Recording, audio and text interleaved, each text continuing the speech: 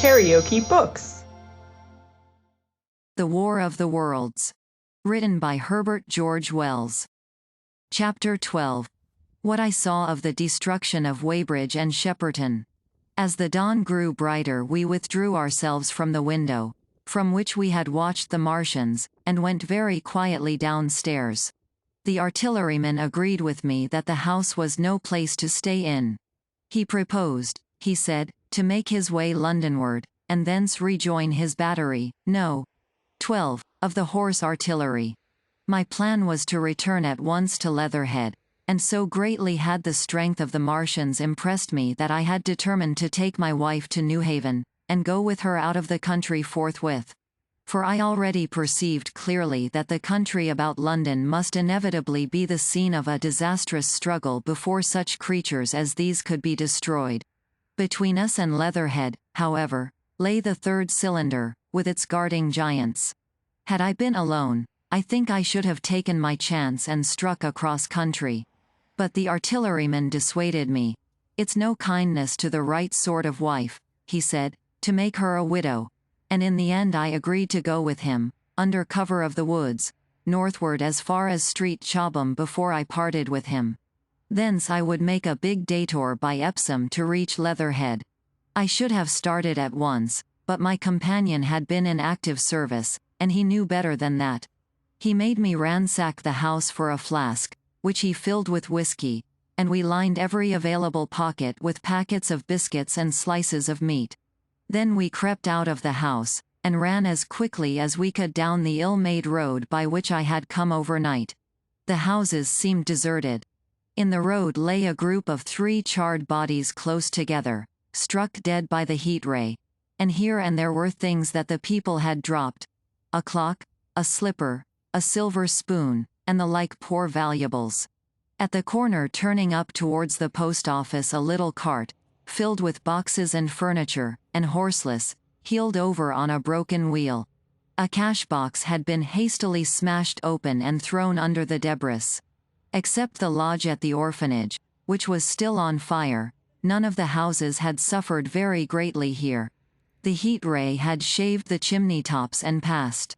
Yet, save ourselves, there did not seem to be a living soul on Maybury Hill. The majority of the inhabitants had escaped, I suppose, by way of the old Woking road. The road I had taken when I drove to Leatherhead, or they had hidden. We went down the lane, by the body of the man in black, sodden now from the overnight hail, and broke into the woods at the foot of the hill. We pushed through these towards the railway without meeting a soul. The woods across the line were but the scarred and blackened ruins of woods. For the most part the trees had fallen, but a certain proportion still stood, dismal grey stems, with dark brown foliage instead of green. On our side the fire had done no more than scorch the nearer trees. It had failed to secure its footing. In one place the woodmen had been at work on Saturday. Trees, felled and freshly trimmed, lay in a clearing, with heaps of sawdust, by the sawing machine and its engine. Hard by was a temporary hut, deserted. There was not a breath of wind this morning, and everything was strangely still. Even the birds were hushed, and as we hurried along I and the artilleryman talked in whispers and looked now and again over our shoulders. Once or twice we stopped to listen. After a time we drew near the road, and as we did so we heard the clatter of hoofs and saw through the tree stems 3 cavalry soldiers riding slowly towards Woking. We hailed them, and they halted while we hurried towards them. It was a lieutenant and a couple of privates of the 8th Hussars, with a stand like a theodolite, which the artilleryman told me was a heliograph. "You are the first men I've seen coming this way this morning," said the lieutenant. "What's brewing?" His voice and face were eager. The men behind him stared curiously. The artilleryman jumped down the bank into the road and saluted. "Gun destroyed last night, sir. Have been hiding. Trying to rejoin battery, sir. You'll come in sight of the Martians, I expect, about half a mile along this road." "What the dickens are they like?" asked the lieutenant. "Giants in armor, sir. 100 feet high. 3 legs and a body like aluminium, with a mighty great head in a hood, sir." "Get out," said the lieutenant. "What confounded nonsense." "You'll see, sir. They carry a kind of box, sir, that shoots fire and strikes you dead." "What they mean, a gun?" "No, sir," and the artilleryman began a vivid account of the heat ray. Halfway through the lieutenant interrupted him and looked up at me. I was still standing on the bank by the side of the road. "Did you see it?" said the lieutenant. "It's perfectly true," I said. "Well," said the lieutenant, "I suppose it's my business to see it too. Look here," to the artilleryman. "We're detailed here clearing people out of their houses. You'd better go along and report yourself to Brigadier General Marvin, and tell him all you know. He's at Weybridge. Know the way?" "I do," I said, and he turned his horse southward again. "Half a mile, you say?" said he. "At most," I answered, and pointed over the treetops southward. He thanked me and rode on, and we saw them no more. Farther along we came upon a group of 3 women and 2 children in the road, busy clearing out a laborer's cottage. They had got hold of a little hand truck, and were piling it up with unclean-looking bundles and shabby furniture. They were all too assiduously engaged to talk to us as we passed. By Byfleet Station we emerged from the pine trees, and found the country calm and peaceful under the morning sunlight. We were far beyond the range of the heat ray there, and had it not been for the silent desertion of some of the houses, the stirring movement of packing in others, and the knot of soldiers standing on the bridge over the railway and staring down the line towards Woking, the day would have seemed very like any other Sunday. Several farm wagons and carts were moving creakily along the road to Addlestone, and suddenly through the gate of a field we saw, across a stretch of flat meadow, 6 12-pounders, standing neatly at equal distances and pointing towards Woking. The gunners stood by the guns waiting, and the ammunition wagons were at a business-like distance. The men stood almost as if under inspection. "That's good," said I. "They will get one fair shot, at any rate." The artilleryman hesitated at the gate. "I shall go on," he said. Farther on towards Weybridge, just over the bridge, there were a number of men in white fatigue jackets throwing up a long rampart, and more guns behind. "It's bows and arrows against the lightning, anyhow," said the artilleryman. "They haven't seen that fire beam yet." The officers who were not actively engaged stood and stared over the treetops southwestward, and the men digging would stop every now and again to stare in the same direction. Byfleet was in a tumult, people packing, and a score of hussars, some of them dismounted, some on horseback, were hunting them about. 3 or 4 black government wagons, with crosses in white circles, and an old omnibus, among other vehicles, were being loaded in the village street. There were scores of people, most of them sufficiently sabbatical to have assumed their best clothes. The soldiers were having the greatest difficulty in making them realize the gravity of their position. We saw one shriveled old fellow, with a huge box and a score or more of flower pots containing orchids, angrily expostulating with the corporal who would leave them behind. I stopped and gripped his arm. "Do you know what's over there?" I said, pointing at the pine tops that hid the Martians. Said he, turning. I was explainin' these as valuable. "Death," I shouted. "Death is coming. Death." And, leaving him to digest that if he could, I hurried on after the artilleryman. At the corner I looked back. The soldier had left him, and he was still standing by his box, with the pots of orchids on the lid of it, and staring vaguely over the trees. No one in Weybridge could tell us where the headquarters were established. The whole place was in such confusion as I had never seen in any town before. Carts, carriages everywhere, the most astonishing miscellany of conveyances and horseflesh. The respectable inhabitants of the place, men in golf and boating costumes, wives prettily dressed, were packing, riverside loafers energetically helping, children excited, and, for the most part, highly delighted at this astonishing variation of their Sunday experiences. In the midst of it all the worthy vicar was very pluckily holding an early celebration, and his bell was jangling out above the excitement. I and the artilleryman, seated on the step of the drinking fountain, made a very passable meal upon what we had brought with us. Patrols of soldiers, here no longer hussars, but grenadier in white, were warning people to move now or to take refuge in their cellars as soon as the firing began. We saw as we crossed the railway bridge that a growing crowd of people had assembled in and about the railway station, and the swarming platform was piled with boxes and packages. The ordinary traffic had been stopped, I believe, in order to allow of the passage of troops and guns to Chertsey, and I have heard since that a savage struggle occurred for places in the special trains that were put on at a later hour. We remained at Weybridge until midday, and at that hour we found ourselves at the place near Shepperton Lock where the Wey and Thames join. Part of the time we spent helping two old women to pack a little cart. The Wey has a treble mouth, and at this point boats are to be hired, and there was a ferry across the river. On the Shepperton side was an inn, with a lawn, and beyond that the tower of Shepperton Church. It has been replaced by a spire, rose above the trees. Here we found an excited and noisy crowd of fugitives. As yet the flight had not grown to a panic, but there were already far more people than all the boats going to and fro could enable to cross. People came panting along under heavy burdens. One husband and wife were even carrying a small outhouse door between them, with some of their household goods piled thereon. One man told us he meant to try to get away from Shepperton Station. There was a lot of shouting, and one man was even jesting. The idea people seemed to have here was that the Martians were simply formidable human beings, who might attack and sack the town, to be certainly destroyed in the end.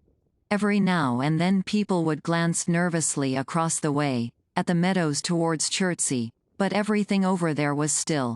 Across the Thames, except just where the boats landed, everything was quiet, in vivid contrast with the Surrey side.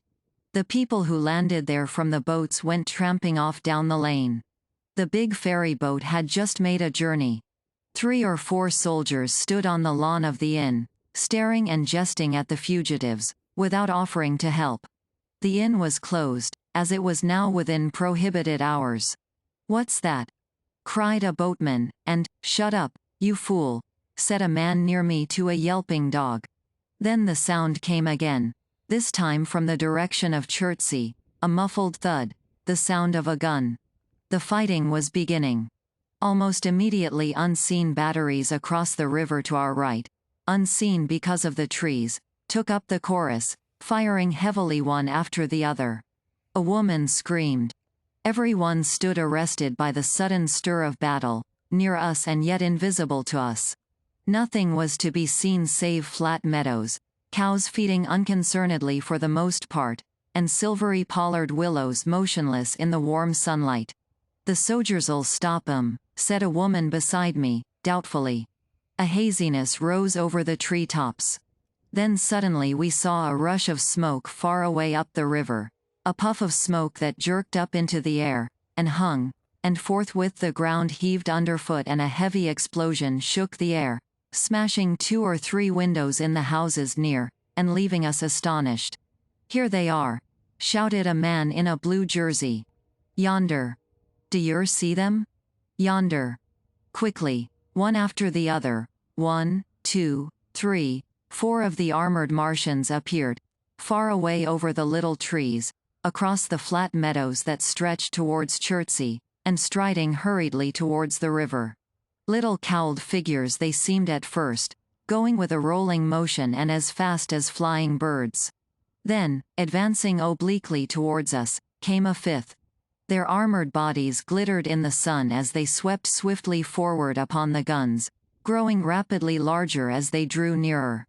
One on the extreme left, the remotest, that is, flourished a huge case high in the air, and the ghostly, terrible heat ray I had already seen on Friday night smote towards Chertsey and struck the town. At sight of these strange, swift, and terrible creatures the crowd near the water's edge seemed to me to be for a moment horror-struck. There was no screaming or shouting, but a silence. Then a hoarse murmur and a movement of feet, a splashing from the water. A man, Too frightened to drop the portmanteau he carried on his shoulder, swung round and sent me staggering with a blow from the corner of his burden. A woman thrust at me with her hand and rushed past me. I turned, too, with the rush of the people, but I was not too terrified for thought. The terrible heat ray was in my mind. To get under water. That was it. Get under water, I shouted, unheeded. I faced about again, and rushed towards the approaching Martian, rushed right down the gravelly beach and headlong into the water. Others did the same. A boatload of people putting back came leaping out as I rushed past. The stones under my feet were muddy and slippery, and the river was so low that I ran perhaps 20 feet scarcely waist deep. Then, as the Martian towered overhead scarcely a couple of 100 yards away, I flung myself forward under the surface. The splashes of the people in the boats leaping into the river sounded like thunderclaps in my ears. People were landing hastily on both sides of the river. But the Martian machine took no more notice for the moment of the people running this way and that than a man would of the confusion of ants in a nest against which his foot has kicked. When, half suffocated, I raised my head above water, the Martian's hood pointed at the batteries that were still firing across the river, and as it advanced it swung loose what must have been the generator of the heat ray. In another moment it was on the bank, and in a stride wading halfway across. The knees of its foremost legs bent at the farther bank, and in another moment it had raised itself to its full height again, close to the village of Shepperton. Forthwith the 6 guns, which, unknown to anyone on the right bank, had been hidden behind the outskirts of that village, fired simultaneously. The sudden near concussions, the last close upon the first, made my heart jump. The monster was already raising the case generating the heat ray as the first shell burst 6 yards above the hood. I gave a cry of astonishment. I saw and thought nothing of the other 4 Martian monsters. My attention was riveted upon the nearer incident. Simultaneously 2 other shells burst in the air near the body as the hood twisted round in time to receive, but not in time to dodge, the 4th shell. The shell burst clean in the face of the thing. The hood bulged, flashed, was whirled off in a dozen tattered fragments of red flesh and glittering metal. Hit! Shouted I, with something between a scream and a cheer. I heard answering shouts from the people in the water about me. I could have leapt out of the water with that momentary exultation. The decapitated colossus reeled like a drunken giant, but it did not fall over. It recovered its balance by a miracle, and, no longer heeding its steps, and with the camera that fired the heat ray now rigidly upheld, it reeled swiftly upon Shepperton. The living intelligence, the Martian within the hood, was slain and splashed to the 4 winds of heaven, and the thing was now but a mere intricate device of metal whirling to destruction. It drove along in a straight line, incapable of guidance. It struck the tower of Shepperton Church, smashing it down as the impact of a battering ram might have done, swerved aside, blundered on, and collapsed with tremendous force into the river out of my sight. A violent explosion shook the air, and a spout of water, steam, mud, and shattered metal shot far up into the sky. As the camera of the heat ray hit the water, the latter had continently flashed into steam. In another moment a huge wave, like a muddy tidal bore, but almost scaldingly hot, came sweeping round the bend upstream. I saw people struggling shorewards, and heard their screaming and shouting faintly above the seething and roar of the Martian's collapse. For the moment I heeded nothing of the heat, forgot the patent need of self-preservation. I splashed through the tumultuous water, pushing aside a man in black to do so, until I could see round the bend. 6 deserted boats pitched aimlessly upon the confusion of the waves. The fallen Martian came into sight downstream, lying across the river, and for the most part submerged. Thick clouds of steam were pouring off the wreckage, and through the tumultuously whirling wisps I could see, intermittently and vaguely, the gigantic limbs churning the water and flinging a splash and spray of mud and froth into the air. The tentacles swayed and struck like living arms, and, save for the helpless purposelessness of these movements, It was as if some wounded thing were struggling for its life amid the waves. Enormous quantities of a ruddy brown fluid were spurting up in noisy jets out of the machine. My attention was diverted from their struggles by a furious yelling, like that of the thing called a siren in our manufacturing towns. A man, knee-deep near the towing path, shouted inaudibly to me and pointed. Looking back, I saw the other Martians advancing with gigantic strides down the riverbank from the direction of Chertsey. The Shepperton guns spoke this time unavailingly. At that I ducked at once under water, and, holding my breath until movement was an agony, blundered painfully along under the surface as long as I could. The water was in a tumult about me, and rapidly growing hotter. When for a moment I raised my head to take breath and throw the hair and water from my eyes, the steam was rising in a whirling white fog that at first hid the Martians altogether. The noise was deafening. Then I saw them dimly, colossal figures of gray, magnified by the mist. They had passed by me, and two were stooping over the frothing, tumultuous ruins of their comrade. The third and fourth stood beside him in the water, one perhaps 200 yards from me, the other towards Laleham. The generators of the heat rays waved high, and the hissing beams smote down this way and that. The air was full of sound, a deafening and confusing conflict of noises, the clangorous din of the Martians, the crash of falling houses, the thud of trees, fences, sheds, flashing into flame, and the crackling and roaring of fire.